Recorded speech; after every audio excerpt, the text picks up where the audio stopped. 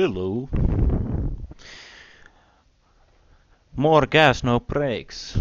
So basically another poke night in English. And as Arnimet mentioned on the chat, we will be playing Snap Poker this week. Very micro stakes, NL5 to begin with, and this could be a kind of a new beginning for the 80-day poker role for us. We actually had a pretty good role built on our for our coachings, but then Sunday happened, and obviously I had to buy pieces for the Sunday tournaments from my friends, and therefore we lost like most of it. So hopefully we won't lose the rest of it, but do some serious winning, and therefore we get to play the bit of a higher stakes next weeks. I also thought that since most of the viewers play the small stakes themselves, it would be a pretty good idea to play these stakes. Obviously I could play like one NL 100 also, but since maybe two of you or 2 out of 20 viewers play NL 50 or NL 100, if that, then you most likely wouldn't get as much out of the coaching, I would think. Good evening to Mr. Opium. This is Tuesday and this is Texas Hold'em, so Kubery has his coachings on other nights, and he's also a PLO coach. So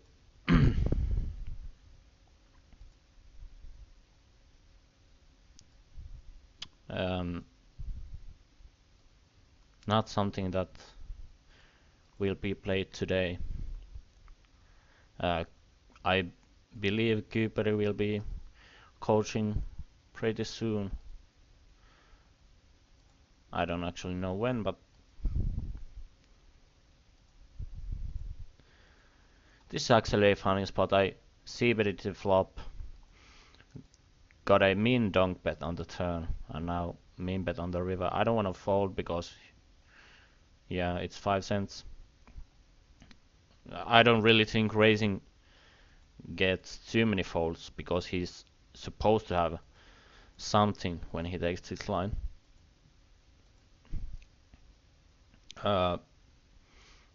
So therefore I didn't like raise on this board too much. There are no overcards to queens or kings, and we don't really rep too much, but we get a, it's basically like a check back when we call one big blind, and we get a note that he min bets the pocket fours on such board.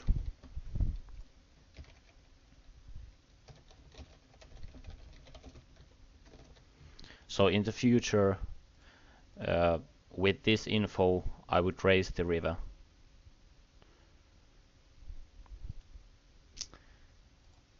On table number 2, we face a 4 big blind, so basically close to a min 3-bet, so I'm not folding any hand.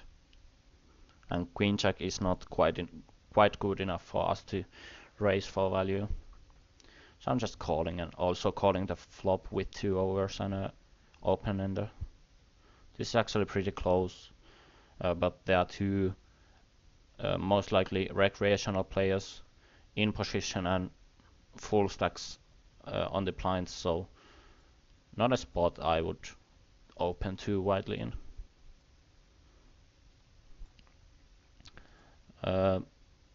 It's mention worthy that this is going to be the last Tuesday for now that I'll be hosting a poker night, and in the future my coaching sessions will be on Thursdays. So in 2 weeks it will be heads up Zoom cash games, most likely on Thursday at 8 p.m. Central European time. We get raised fairly big. This guy has been sitting in for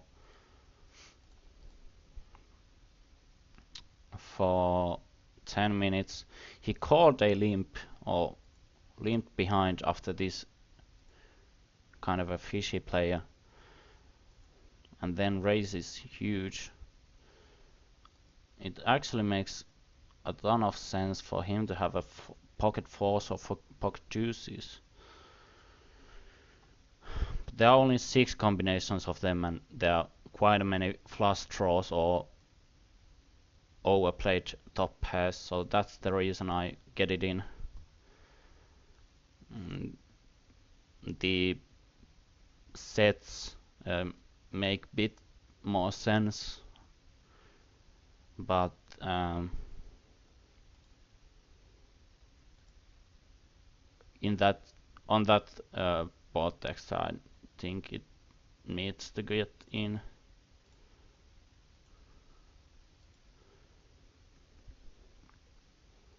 It's also NL5, so it's too likely that he just isn't too good and is going to play other hands than sets like that for value. Like, and also hands like queen jack of clubs and so on. Pretty good flop for us. I would c-bet pretty small all my bluffs, so I'm gonna use the same sizing for value as well. Not because I think that he's gonna notice it, but just because he's gonna fold too often on the board, so I kind of want to give him a good price to float or whatever. I also think that he's gonna bluff more often versus a smaller sizing compared to a closer to a pot sized bet. I might as well close my hold'em manager, because as you can most likely see from now, the heads up display doesn't work on Snap Poker. I 3-bet pre-flop. This is actually a flop text that I don't see bet in this scenario too often, and 10-9 is a bit too weak to do this for value, so I'm just going to check. This is actually a funny spot because ace is pretty big part of my range when I play it like this. So this could actually be a spot where I could just bet it twice with pretty big sizings and get queen x hands to fold. So that's actually what I'm gonna do. Kind of turning my hand into a bluff. There are 2 options: just to take this hand into a showdown and try to do it cheaply, or then try to get better hands to fold.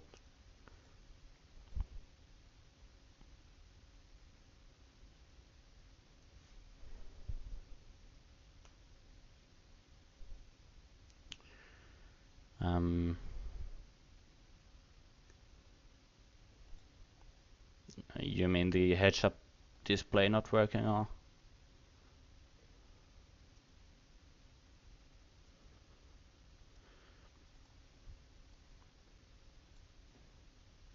Most likely that.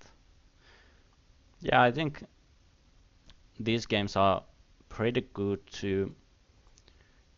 for you to improve your hand reading or trying to understand the situations, because you don't have to focus too much on the stats because there are none.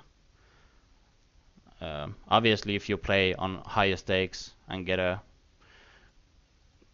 good sum of hands from other players, you definitely want to um, review the hands from the tracker and write down notes, but on these stakes the pools are so big that you don't really need to. I called him in 3-bet in here and definitely going to call this shove. It's 2 pots, but he too often is just going to have like 2 overcards like this, and we get a pretty good equity against those hands.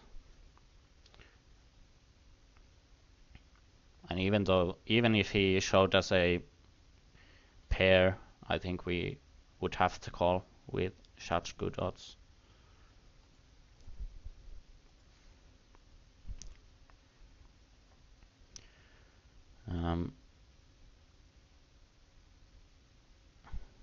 So yeah, I think these games, apart from being very soft, are good for beginners because yeah, you don't need to know how to use a HUD or and yeah, and if you are very good HUD user, you, as I think I am, you probably give some of your edge away, but I think we'll be, or I have been doing fairly well at the higher stakes with no HUD also. So I think I will be doing just fine with no HUD also. Mm, yeah, I think it's definitely good that you don't kind of over adjust uh, to the stats. This is actually a C, but I don't like too much. Would have would prefer check calling. Um, so yeah, I think it's good that you can't over adjust, and definitely trying out the kind of standard or basic um, ranges. You get to try them out pretty easily and get to see what works and what doesn't. But obviously you are um, allowed to adjust by taking notes and trying to figure out what different stack sizes mean. So it doesn't mean that even we don't have any stats, it doesn't mean that we have no data or no reach about our opponents, but obviously we are going to have less of it. Arnimes asks whether you still get hands on Poker Tracker or Hold'em Manager. I don't know about Poker Tracker part. You get hands on your Hold'em Manager, yeah. So they can be reviewed and you get to see the stats of your opponents afterwards. Or actually, even if you want to, you can check them while you are playing. But I don't. I have been playing all these stakes, um, excluding the 2, 4, 5 big blind games. Mm. And yeah, on the NL 100 and 200, the player pools are kind of small, so it's pretty obvious who are the regulars that are playing all the time. So it's pretty important to review their games out of the tables. But at these stakes, you don't really have to worry about anything, and you don't really, you don't even have to own any kind of tracker to be profitable at these stakes. So we defended with king 5, and I think on this flop he's just going to bet fold too often, and we want him to bet fold when we have one over and a flush draw. So that's the reason I check raised. If the board was like queen or ace queen 9, I think he has a pair or some kind of good hand too often, so I would have just check called with my flush draw and maybe check raise on the later streets.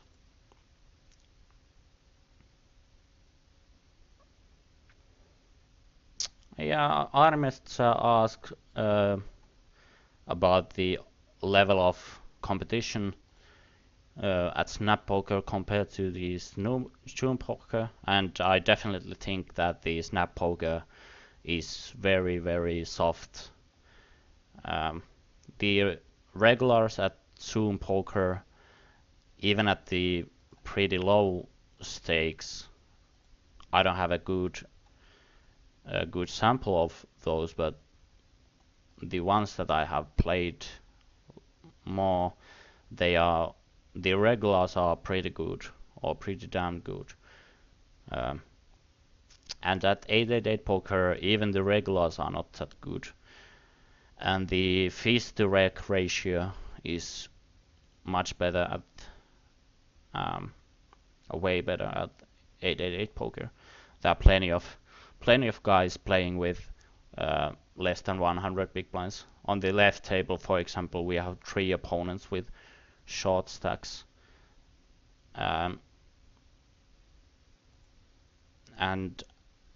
at Zoom Poker, you sometimes run into tables. I like to give color labels to my opponents, and red means a regular, so you often run into tables with 5 red labels and yourself. So if you are making money in that table, you are definitely not making a ton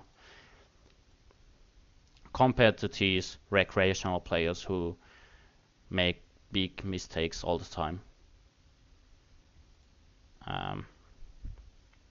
So yeah, I think these are actually very good games to play in if you play small stakes and you don't want to play more than 2 tables. Maybe it's nowadays, it seems to be possible to play 3 tables nowadays. So even that won't be a problem. We get a limp and a after limp and then a small isolation, so I'm just going to call because these guys are going to call pretty often and our hand plays pretty well, even multi-way, and we are on big blind, so we get a pretty good odds. We flop open-ender, and when we have a draw in multi-way pot, we usually want the other guys behind to call also, because if we hit our hand, make the straight, it's more likely that we get value out of one of 3 opponents compared to just one. We turn the nuts with a redraw, so this is almost like a Omaha hand. So I'm just going to check raise here on the turn. He checks. His range when he plays like this, it's actually going to, he's not gonna have like a set or 2 pair ever. I'm thinking about if I want to bet on the river or not. He's gonna have like, I don't think he's gonna have king x2 often. and I think his range is just pretty weak, so I'm going to bet fairly small. He might have like some jacks or some nines. He plays this way. I don't think he has like king 10 or king queen too often, because those hands would most likely raise on the keep betting on the turn. And if I get raised on the river, I think we are always winning. He might have like ace 4 of spades. He plays like this, but that's just about it.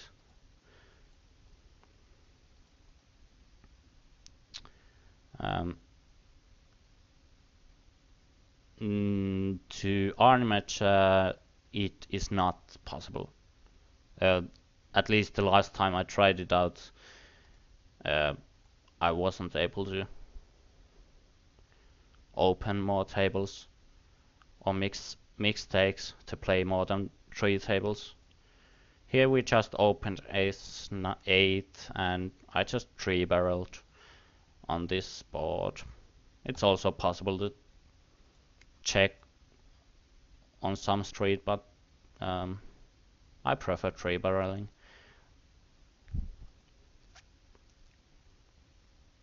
We face mean bet, so I'm just going to call with ace high. We sometimes have the best hand. So this is something that happens fairly much on these games. In these games, you just face mean bets and weird stuff like that. Here we face almost a mean bet blind was mean raise blind versus blind, so I'm not going to fold any hands against that. King 3 is actually could be good enough hand to just call with, but I felt like 3-betting. Here I isolated a limper, so and he also has a smaller stack, so it almost goes for value, and then we get a 1 over and a gut shot, so I'm just going to bet and hope he folds like pocket deuces or something.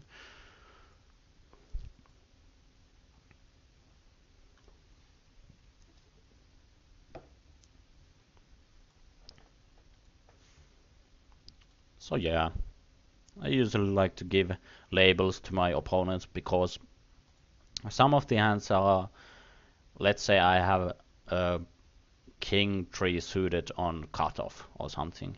It's pretty close whether I want to open it or not. So if I see a lot of blue behind me, it means that all the players, or some of the players behind me, are going to be recreational, or yeah. So it's usually easier to get value out of them if you make your hand.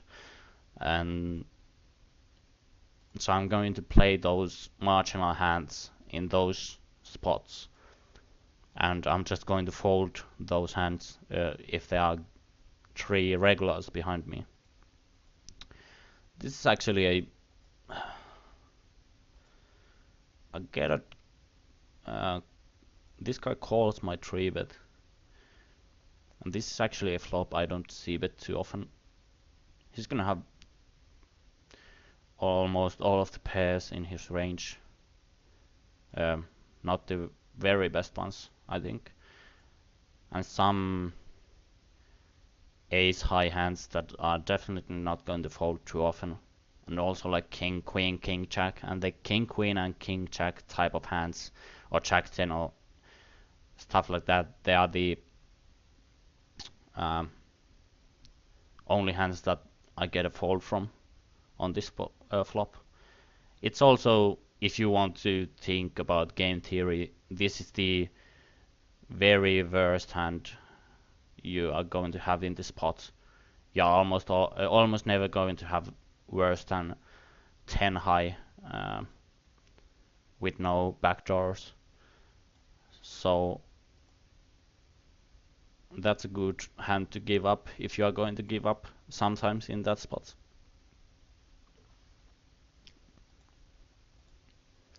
So it's good that the one of the other coaches is active, but if any of the other of you have any questions, please do not hesitate to ask. It seems like there are 47 users online and 34 registered users, so there might be more than one of you watching. But so yeah, asking questions it's not required, but this is or should be or could be a pretty good learning ground. So if you are playing these games or anything, this is a pretty good place to try to improve your game. And I'm trying to be friendly and polite towards all the questions. So I think since we are playing the very smallest stakes, I don't expect too much from you guys. So I think there are definitely no stupid questions. I remember when I was watching my first coaching session of Poker Nights quite many years ago, and my first question was something like, "Are you allowed to limp certain hands from certain positions?" or something, which seems pretty silly afterwards, but it was the level of my play then, and I think that this is actually a pretty good hand to two-barrel in this pot. So yeah, that was some of the questions. I thought I would learn something if I asked it from the coach, and I think I did, and I didn't feel too ashamed about it then, and I don't do it now, so I think this guy is going to raise most of his good hands on the flop, like sets and two pairs, and he's gonna have a bluffing range on this river, like flush draws or something. So I'm calling his bet. I'm not too worried about this guy because he checked back the turn. Now we get a raise and get it. Guy gets it in, so I'm just going to fold. We get to see what they have. So yeah, I was a bit worried about Jack 9, but we have two jacks, so we have like the perfect blockers. It decreases the amount of Jack 9s from 16 to 8. Yeah, 8. So having blockers is sometimes pretty important. Again, a spot where this is actually pretty thin. I would have liked to bet the jacks because they were overpair, and it's pretty likely neither of the opponents had too strong of a hand. This might look pretty weak, but I'm just going to fold against a pot-sized bet in this pot. Hi, Danita. I don't know how to pronounce your name, but hi. So yeah, in the hand where we had pocket jacks, I would have liked to see myself bet on the turn, because it's just more likely that my opponents have the type of the hands they actually did. So basically draws, or maybe 10x hands or something. The only guy that can have me beat, in my opinion, on turn is the guy in this position, and he had shorter stack, so it's pretty likely that he was a recreational player. So therefore misclick. Therefore, betting turn would be a better option. Against two regulars, it's closer. Maybe it's better to check 10. This is actually a pretty funny spot, and actually something that happens quite a lot in 888Poker. I get min 3 bet and then a min 4 bet and a flat call. I don't need to make too big of a raise with kings. I'm just going to get it in with kings. Aces are fairly rare, and just a small raise because all of the opponents have. Oh, this guy actually has a bit more, but yeah, it's pretty easy to get it in against him as well. So yeah, against a few draws, and yeah, not quite.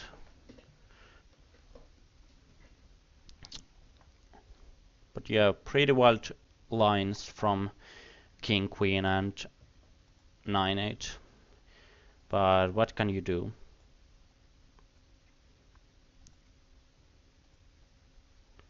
Also a spot where I could use a bit smaller 3-bet sizing, like 45 cents, just because he only has 40 big blinds, but I have a very good hand, and yeah, I don't really think I need to.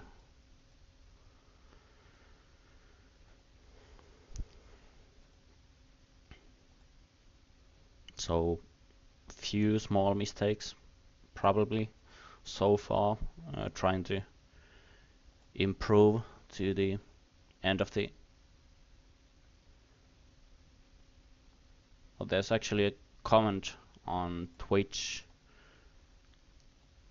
Lopticus asked whether heads-up display can be used on Snap Poker, and as someone answered, no, it's not.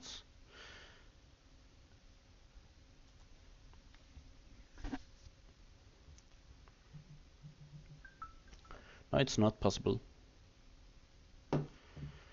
I just checked back with pocket sevens, and I'm going to call the mean bet on the turn. We just have too often the best hand. Then he increases the bet sizing, so I'm just going to fold.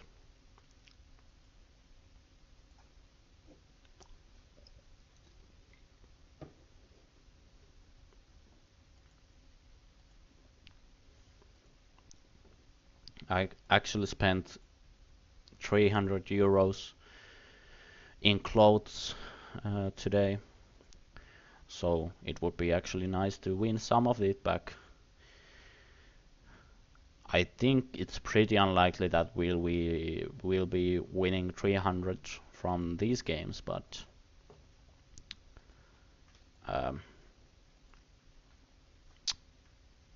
let's see what happens. As you see, I'm opening jack deuce off suited from the button. I open pretty much all the suited hands, and on average I open like 70 or 80% on the button.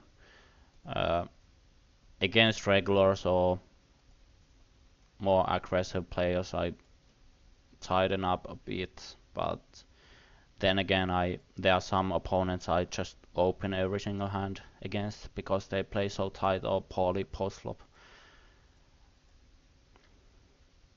I don't know for sure, but I'm thinking that before, when you just click the one of these one or half a pot or 3/4 of the pot buttons, blind versus blind, it increased it to 12 cents instead of just 11. I don't know. Maybe I just not remembering correctly. I tried to bet on the turn also. We also have some equity, so I wouldn't do this with no equity. Now it's just pretty likely that he's gonna have a 10 or a 9. So I'm just gonna bet fairly big on the river.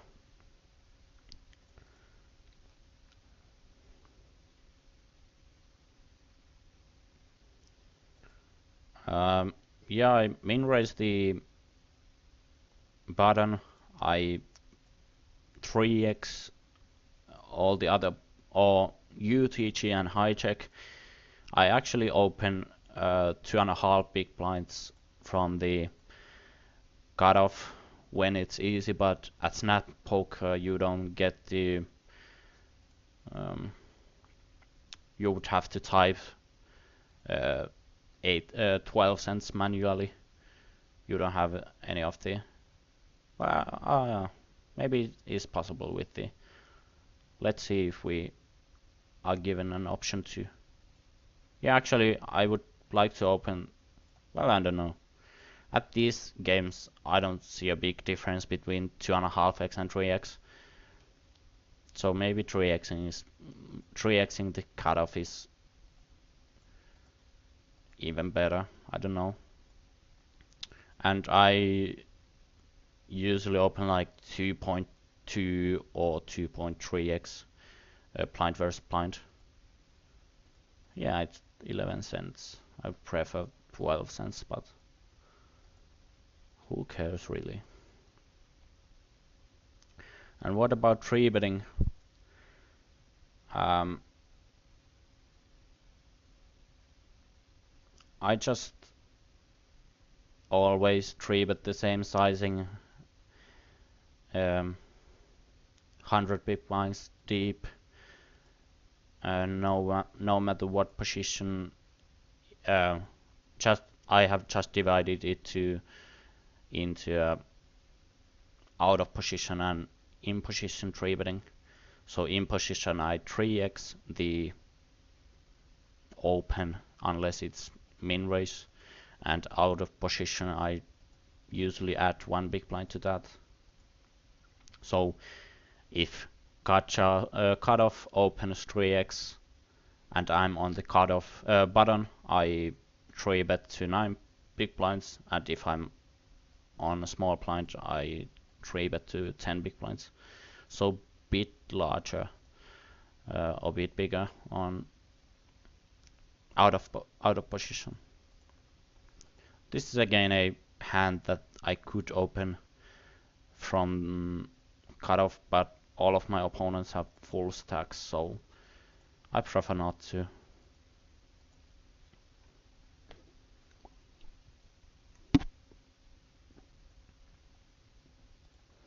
And my opening sizings and 3-betting sizes are not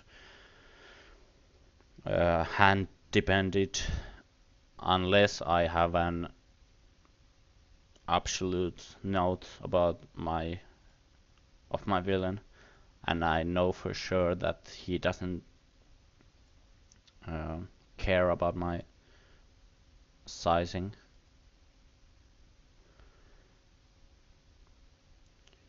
The 6x open and a 3-bet, so I'm just going to fold my 9s, and I actually want to see what his 6x is with from the UTG. So if it's like aces or jack 10 offsuit, whatever it is, I'm just going to type a note if we get to see it.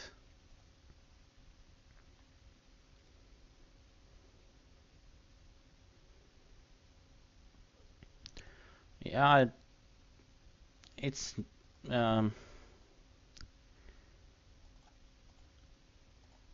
with my sample size, with my experience, I don't think it's too big of a difference being out of position compared to in position. When you look at how your villains react to 3-bets, and you kind of want to make it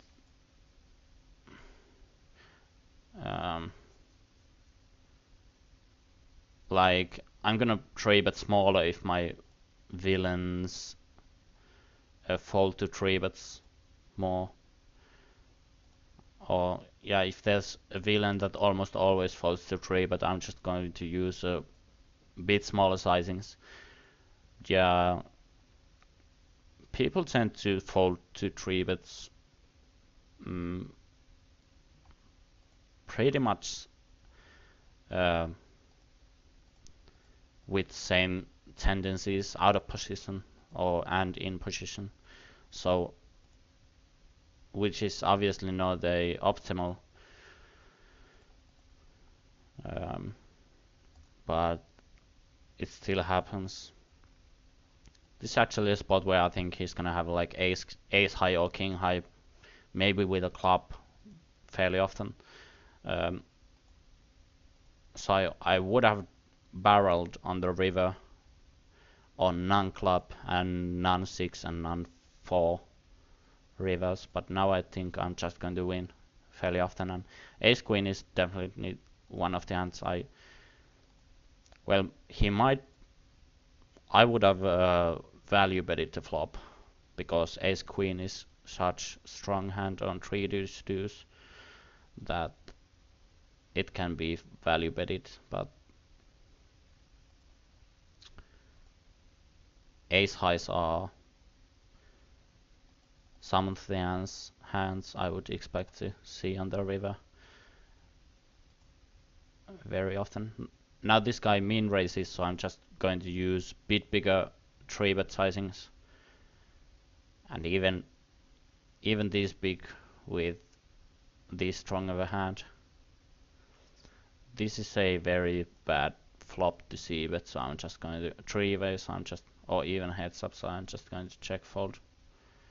I want to see how this hand goes. Oh, he just got a snap fold.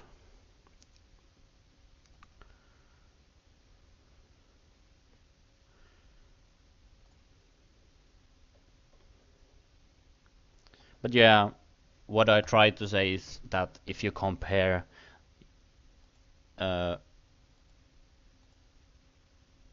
fold to 3-bet stats in position and out of positions, the difference isn't that big. So I think the sizings can be pretty much the same, just slightly bigger out of positions. And I'm going to increase all my sizings when it goes deeper or gets deeper. So if you are 200 big blinds, then my 3-bet sizings will be a bit bigger as well. And if you are like 300 big blinds deep, I'm not going to min raise the button against the good of 2 regulars, 2 good opponents.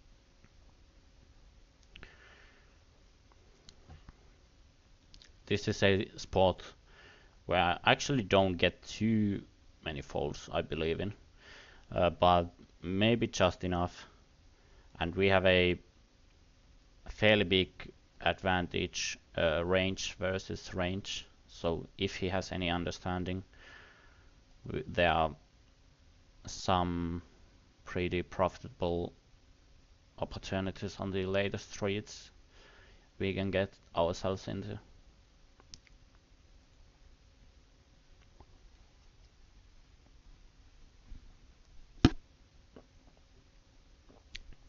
So do you have any jokes or poems or anything you want to share? I also always enjoy this pretty close. I think I'm going to make a small raise because of his stack size and his bet sizing. He only bets half a pot, so I think we can make a small bet or small raise, and maybe get a call from queen highs. He also has ace highs too often, I think, so I'm just going to check my ace. He also shouldn't have, if he doesn't have an ace, he shouldn't have too many calling hands on that run out, so that's also kind of a bluff inducer. So yeah, okay, he actually had a 4, but I don't think that's gonna call if we bet ourselves. And since he has also aces in his range, that's a card he could bluff on if he had just decided to give up on that flop.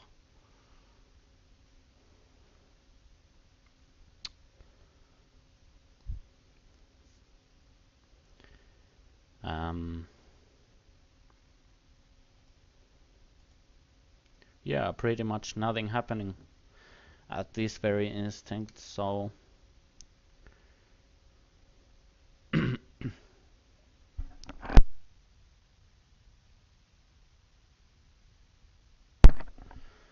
had to cough. The weather has been pretty poor in Finland lately. It already got warm, or like somewhat warm, 10 degrees Celsius or something, uh, 1 or 2 weeks ago. But now it has been snowing. Yesterday it was snowing like all day long, and it's pretty wet outside. So I'm just hoping to not get a cold. We three bet and we get a cold call from this guy, which usually means that he's gonna have something, because usually you are not going to cold call with air. So actually I'm not going to see bet too often in this spot, but kings are just too good of a hand. And when he folds, I think he has ace queen or something.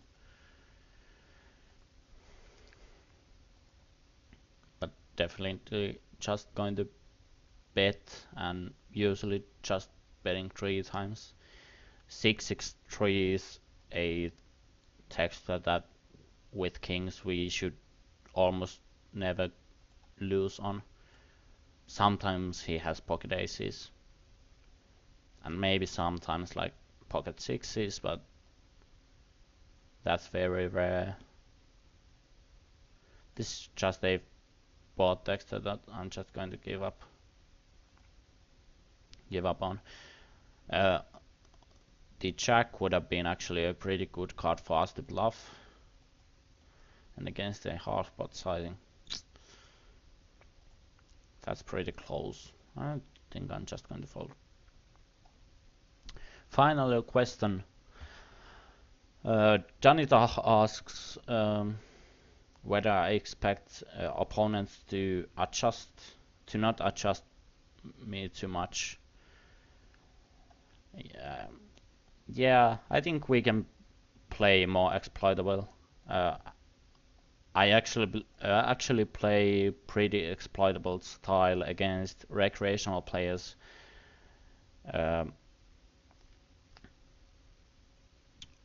When against recreational players, even if there is a HUD in use. But this is actually could have been a good example about a spot where we could be playing exploitatively.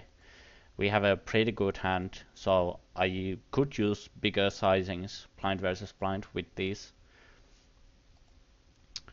But mostly what I do differently in these games compared to the regular tables is that if I somehow know that someone folds to 3-bets a lot, then I might 3-bet him a bit more. But yeah, my playing style isn't that different in these games compared to the ones where I get to use a HUD in me or the others. The flop has to be called. Too many bluffs in his range. He shouldn't have like complete bluffs, but he's gonna have some like draws or combo draws. This turn card is just too bad for us, so just going to fold.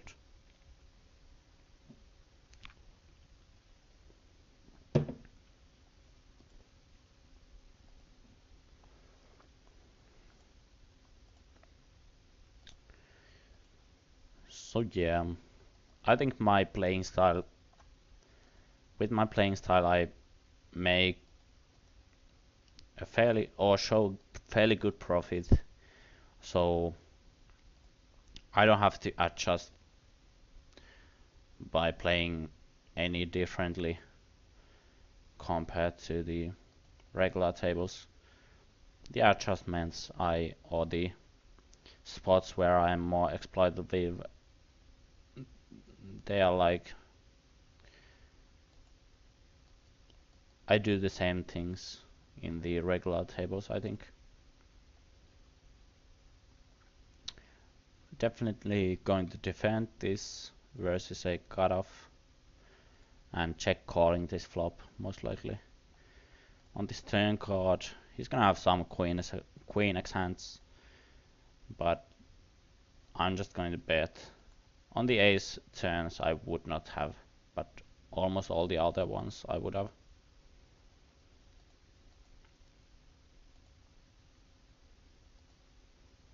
Yeah, it was a good question, keep them coming.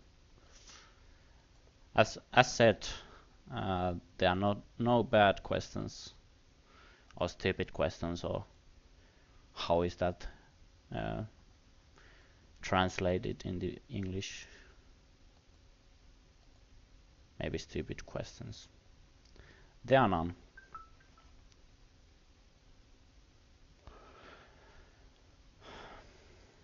Not going to see bet 3-way.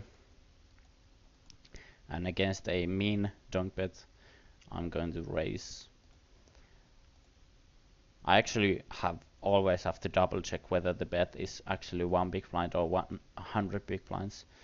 I once just called a 100 big blind dunk bet, which was done by, or which looked like 1 big blind, because it just one chip. Pretty small 3-bet and a cold call, so I think this hand plays good enough. So I'm going to call. Against a bigger sizing I would have folded, but that actually made a difference. And now actually, again, this might look pretty tight, but against the bot size bet and a call, I'm just going to fold. And I definitely want to see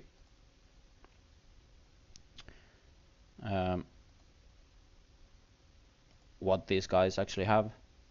This guy actually should have a ton of good hands. And then again he shows 9-8 offsuit, so that's one of the reasons profit can be made in these games. Ace is pretty standard. I might want to write a quick note about him making a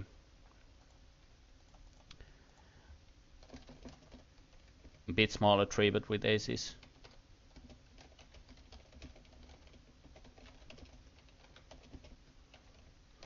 And then he bet the pot 3-way, which is definitely not standard and needs to be known. I actually don't know whether I typed the hand down.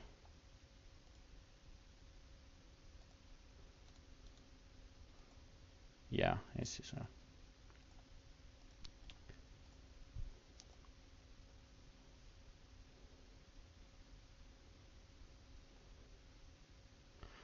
yeah, I agree with Arni.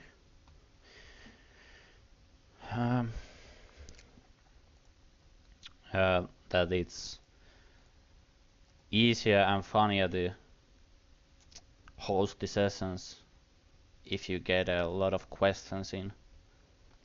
The activity is just something that gets you excited and so on.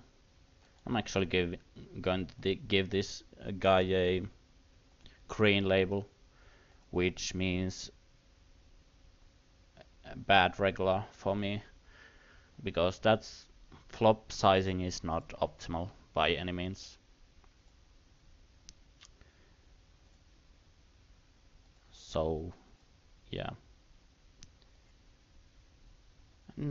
I think checking we are sometimes beat in the spot, so we would need to get called by pretty weak hands for us to bet ourselves, so I think checking is fine.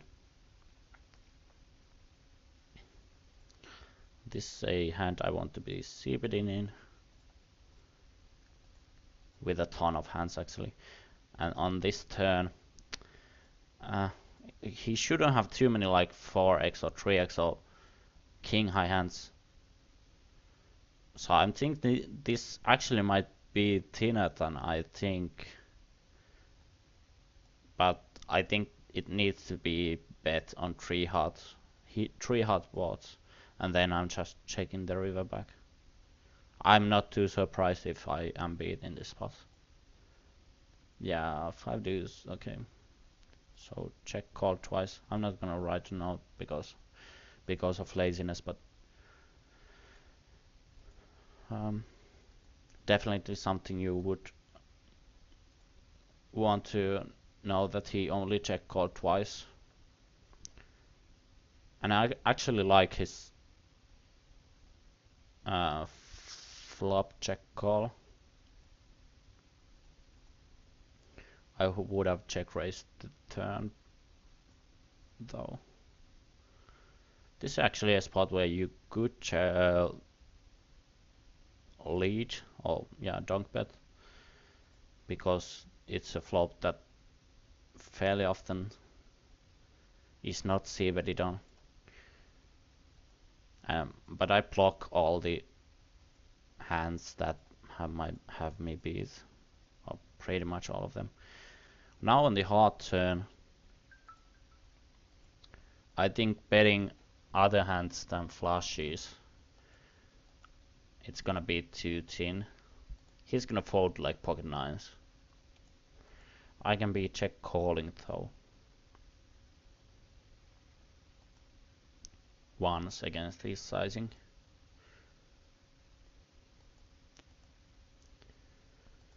This is funny because we are the only ones capable of having full houses in this pot. And I don't know if he's ever going to fold a flush, but this is actually what this shove is gonna try to accomplish.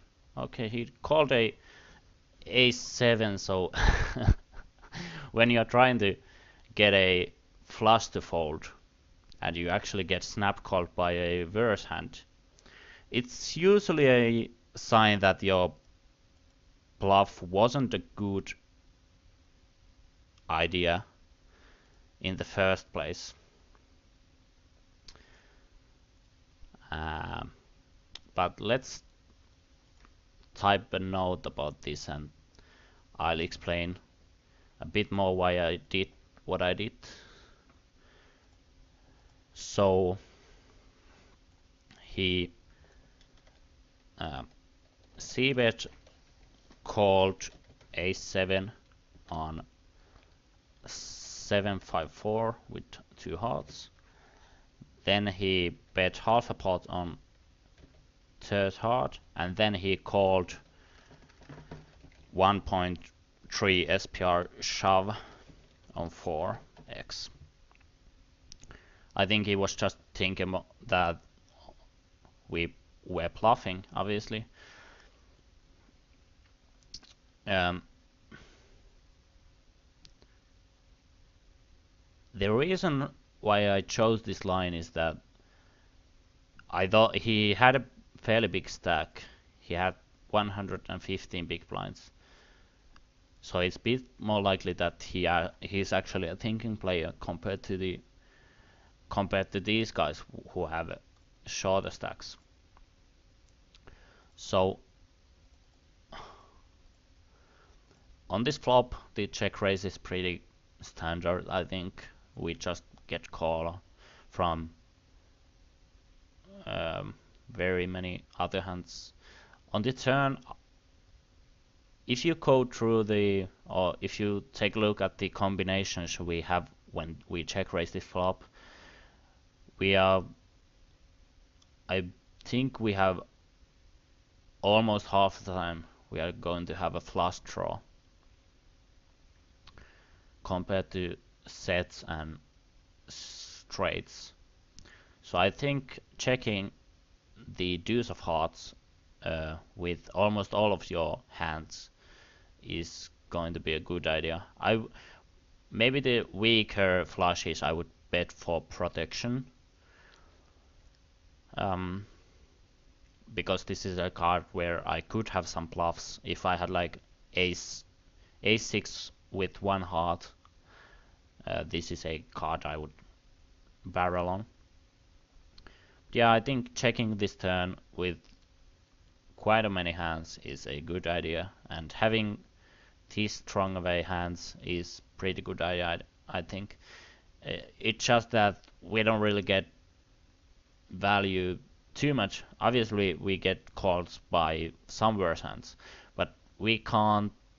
I don't like bet calling or bet folding in this spot, so I think checking is fine.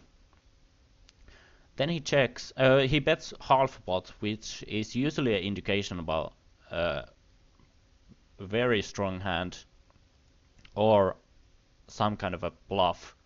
If he had like a6, this is a card he might bluff on. And then he has flushes. So on the river pairs the 4. In my opinion, when he just check calls the flop and then bets the turn himself, okay, it is possible that he's gonna have sometimes like 5-4 or 7-4 or pocket fours, but we block almost all of those hands. So then his range is going to be like flushes and then the a6 type of hands. And we, on the other hand, when we check raise this flop and then we check the turn, which completes a flush, it's pretty likely, or it kind of looks like that we have a 2-pair or a set on the flop. And then when we shove this river, the more thinking players would actually give a lot of credit for us. And if I was in his shoes, I would actually be pretty disgusted with my life if I had a weak flush or even any flush. So if I'm going to have a lot of, and this is actually a card I think that he's not gonna bet. He's not gonna be value betting too thinly on, and he's not gonna be bluffing too often on. So even if I had a full house or quads in this spot, I might be donk shoving. And if I have a donk shoving range for value, I usually want to have some bluffs. And having 5-7, this is suddenly with this run out, this is suddenly with my line the one of the worst hands that I can have in this spot. When I check raise this flop and then suddenly check this turn, I'm gonna have some like total random bluffs, like 9-8 of diamonds. Not too many of them, but yeah. Or then I'm gonna have full houses, and then the 5-7. And 5-7 is definitely the one of the worst hands I'm gonna have in this spot. And it also has the maximum amount of blockers to full house without having a full house. So therefore, I think this hand is actually a pretty good hand to bluff in. As it turned out, he's not a very thinking player, I think, and he didn't give too much credit for us for having a full house in this spot or any good hand in this spot.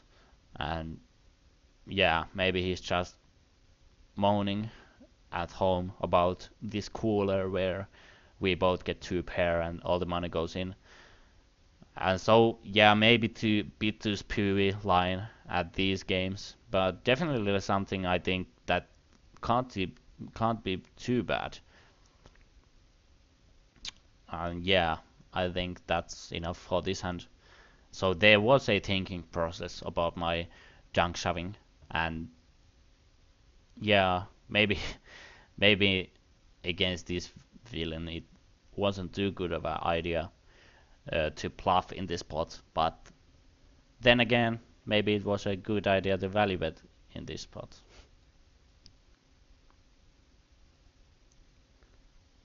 Um,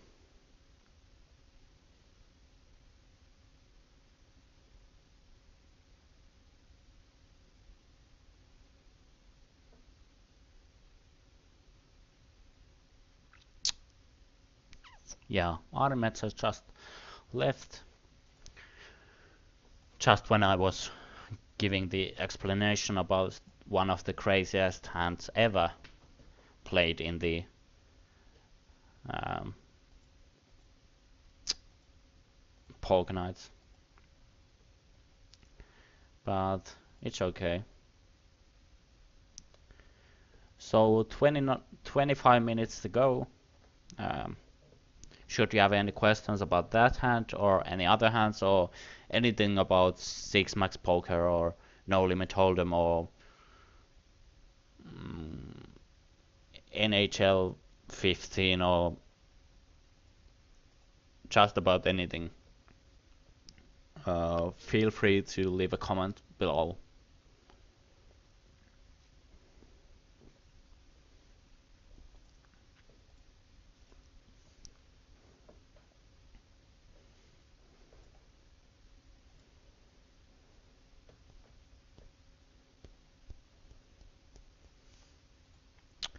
We face min bet. I'm just going to raise it fairly big.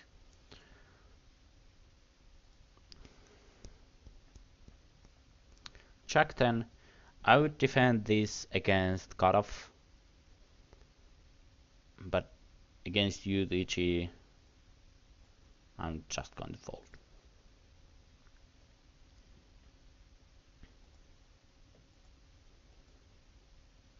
Yeah, that was a pretty sick hand actually, and I think in the other circumstances, if if I was playing like my main games, if I was playing like NL 100, uh, I think the hand would play out very differently. And hi aggressor, nice to see a new face in here. Feel yourself welcome, and if you want to introduce yourself, where are you from, how did you find us, um, that's a way to participate as well.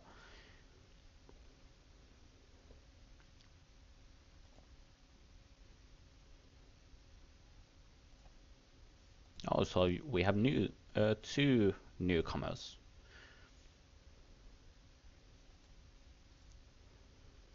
If you like what you see and you think that the 888 poker and the snap poker, um, after what you have seen, is worth giving a try, and if you want to play these games, you can just create an account. Uh, you can just follow the directions you can find from our forum, and just create. You can easily just open an account, and that's actually a one way of supporting our site.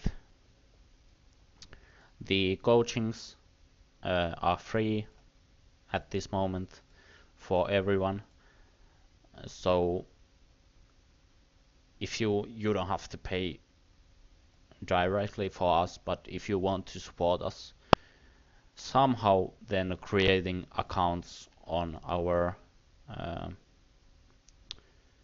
sites that we uh, have deals with or something, um, that's one way to support us. I opted to squeeze this hand because this is a spot where I actually get a ton of hands in, a ton of folds in, and the flop is actually pretty close, but I think betting is fine because I don't like to check call with hand this weak and check folding. By check folding, I just get bluffed too often. So I opted to see bet and then kind of giving up. And he's gonna have way more tens than I do, so I'm not gonna bet this river. I think I'm just going to lose this hand fairly often on this run out, but it happens.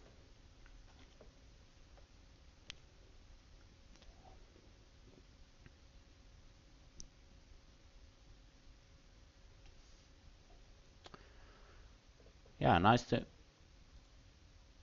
know, get to know you, and uh,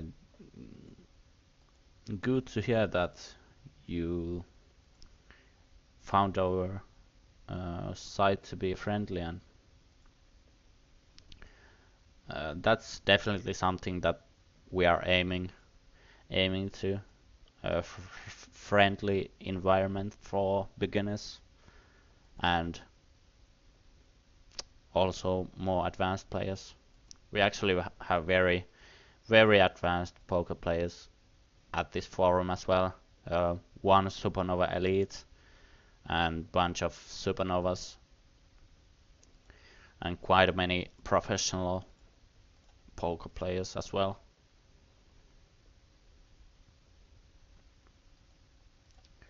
Pretty good hands on both tables.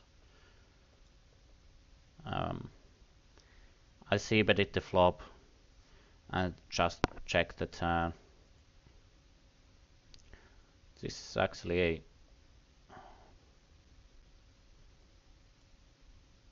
spot I think I'm gonna be calling in.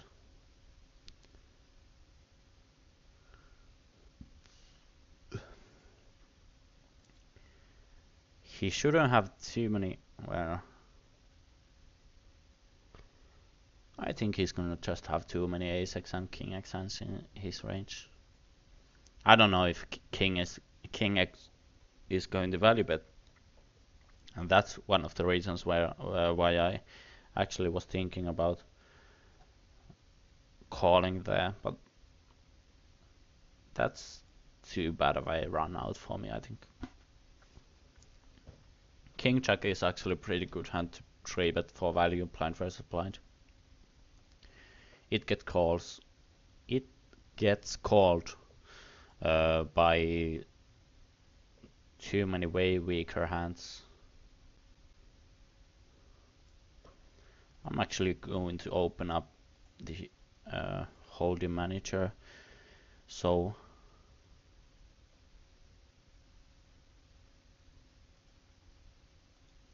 well, this is actually a hand I would like to fold. I was just thinking that this guy who open raises has a shorter stack, so he's usually not going to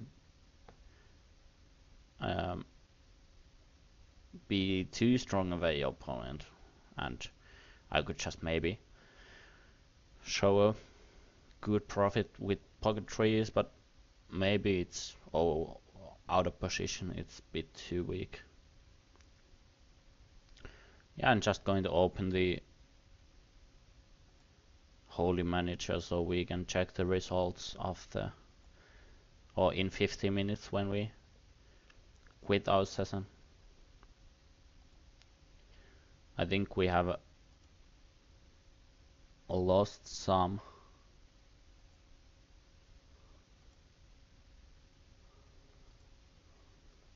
I'm not sure, but maybe.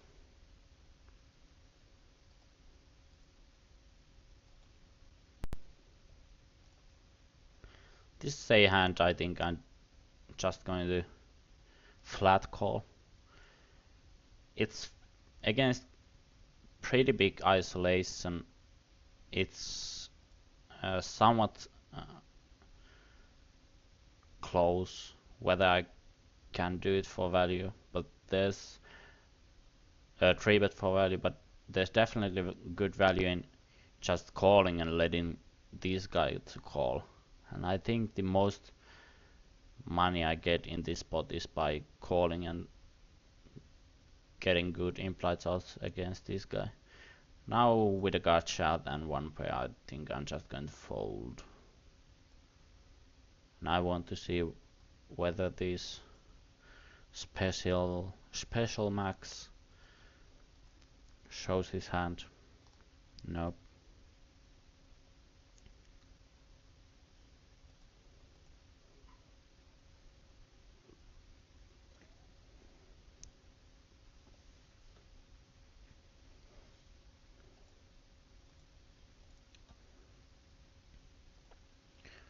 Now I'm definitely going to 3-bet for value versus a UTG min raiser.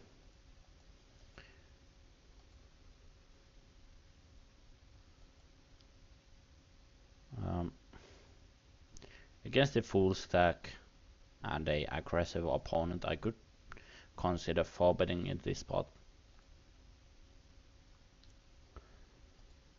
But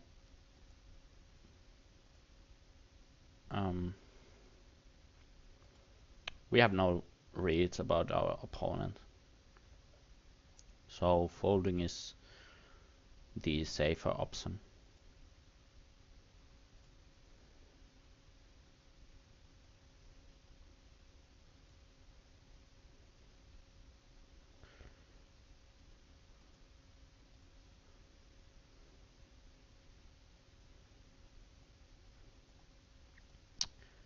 Not much happening.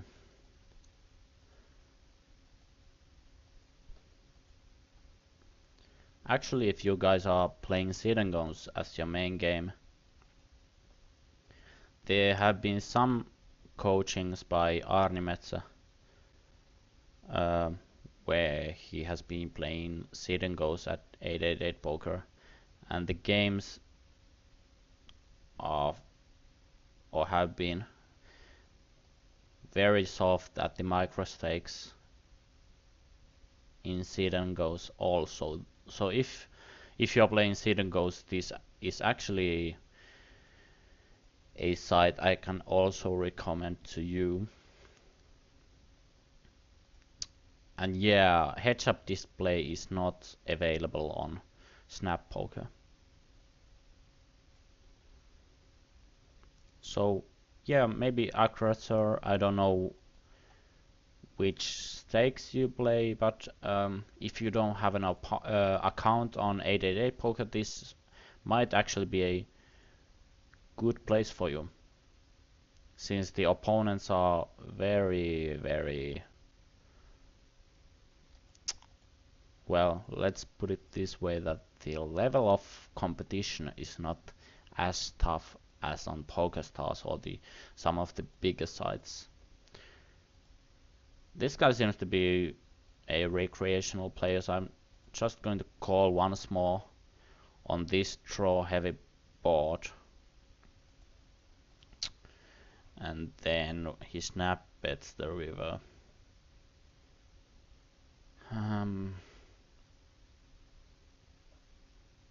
He called a 3-bet.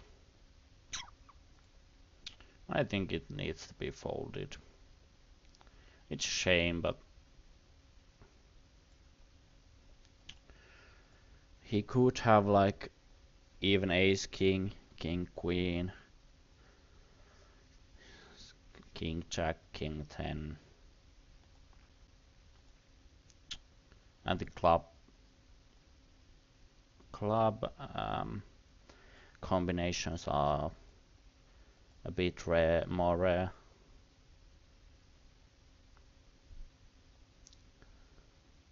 Okay, so they are pretty good NL10 snap poker action and also the regular table action at 888Poker. So I actually recommend you to open an account to 888Poker, and as mentioned, it is pretty easy. Just go to our forum and click the 888Poker section, and then um, the first link about 888Poker, and they are pretty good introduction about the site, and you get to know just about everything you need to know. We call a small bet with ace high and a gut shot on the flop, and then we turn almost a nut straight.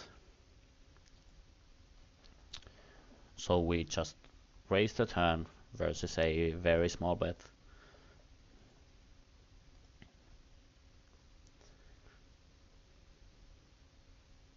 I'm going to quit in 5 minutes because I'm running out of voice. I've been having a small of a flu throughout the winter, or like at least past couple months. Pretty standard c-bet on the flop, and then we turn equity. The deuce is actually not a great card because he's not gonna fold one pair too often on this turn. But maybe we can 3-barrel profitably. Just going to flat call tens. Jacks I would 3-bet, I think.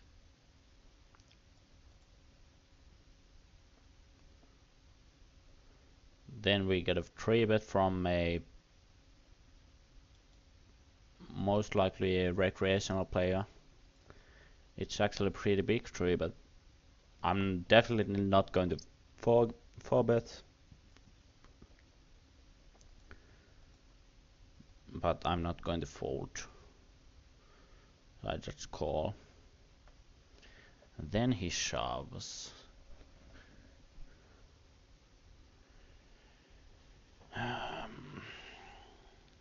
He shouldn't have like value hands. I wouldn't fold any king. But we are not beating jacks or queens if he for some reason plays them like this, so I'm just going to fold.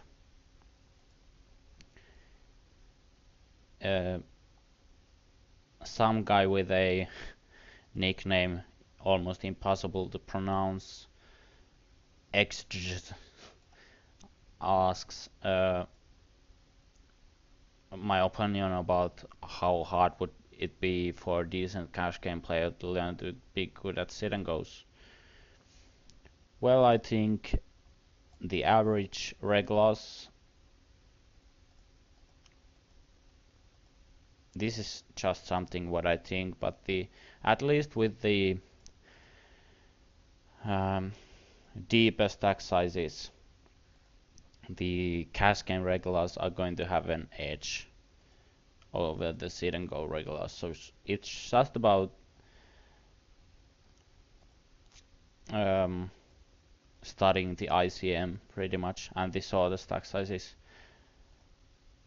And I'm thinking that if you have good work ethics, you are definitely going to learn how to be profitable sit and go player if you do well in 6max or cash games.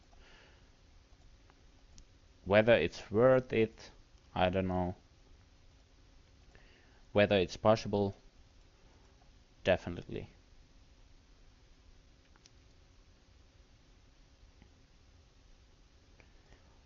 I 3-bet with ace king, and this is actually a flop where I don't get better hands to fold ever.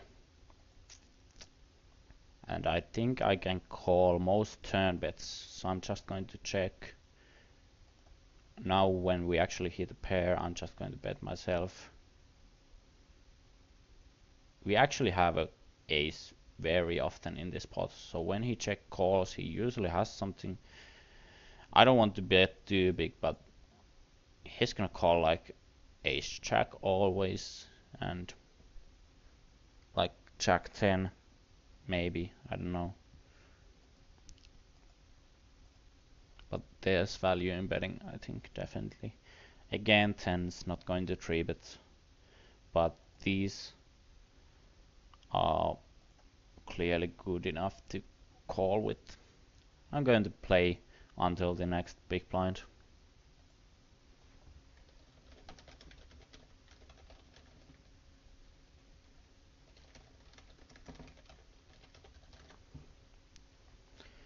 So the last hands.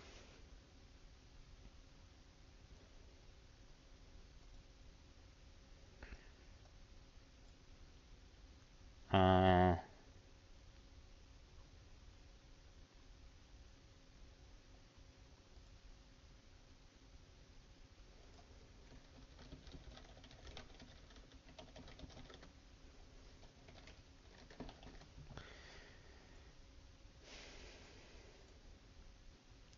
uh, we had one very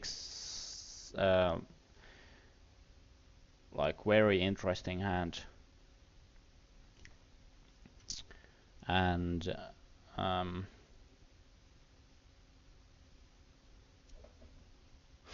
okay, that's how most of the nicknames, or I think fairly big portion of them are born.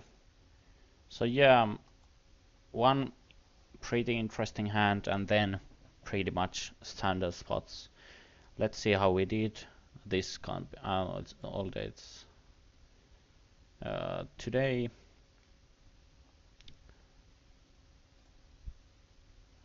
yeah, we lost some running a bit under EV. There was this one big pot where we had a top pair against a set, and then pretty standard